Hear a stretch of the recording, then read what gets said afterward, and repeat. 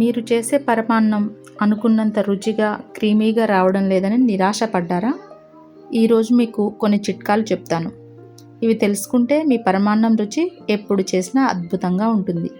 Hello అండి, welcome to Yash media creations. ఈరోజు పరమాన్నం ఎందుకు కొన్నిసార్లు రుచికరంగా ఉండదో, దానికి గల కారణాలు, రుచిగా రావడానికి పాటించవలసిన చిట్కాలు తెలుసుకుందాం. వీడియో చివరి వరకు చూడండి.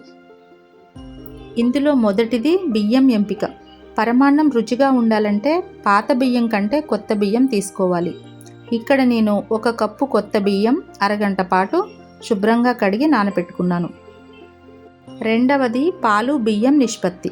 1 కప్పు బియ్యానికి 8 కప్పుల పాలు తీసుకుంటే పరమాన్నం క్రీమీగా వస్తుంది.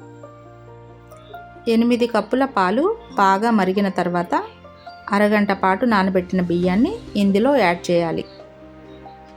సన్నని మంటపై మధ్య మధ్యలో కలుపుతూ అన్నం మెత్తగా అయ్యే వరకు ఉడికించాలి.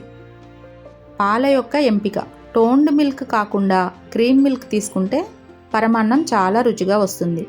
వీలైతే ప్యాకెట్ పాలు కాకుండా తాజా గేదె పాలు ఉపయోగిస్తే చాలా బాగుంటుంది. అన్నం ఉడుకుతున్నప్పుడు బెల్లం వేస్తే విరిగిపోతుంది. కాబట్టి అన్నం మెత్తగా ఉడికాక స్టవ్ ఆఫ్ చేసి బెల్లం యాడ్ చేయాలి. గుర్తుంచుకోండి, లో ఫ్లేమ్లోనే అన్నం ఉడికించాలి. అన్నం బాగా క్రీమీగా అయిన తర్వాత స్టవ్ ఆఫ్ చేసి కప్పున్నర తురిమిన బెల్లాన్ని ఇందులో యాడ్ చేయాలి.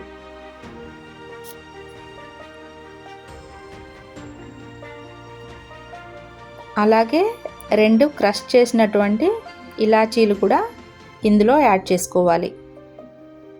చూసారు కదా, ఈ చిన్న చిన్న మార్పులతో మీ పరమాన్నం రుచి అద్భుతంగా మారుతుంది. మీరు కూడా ఈ టిప్స్ పాటిస్తారా? కామెంట్స్లో చెప్పండి.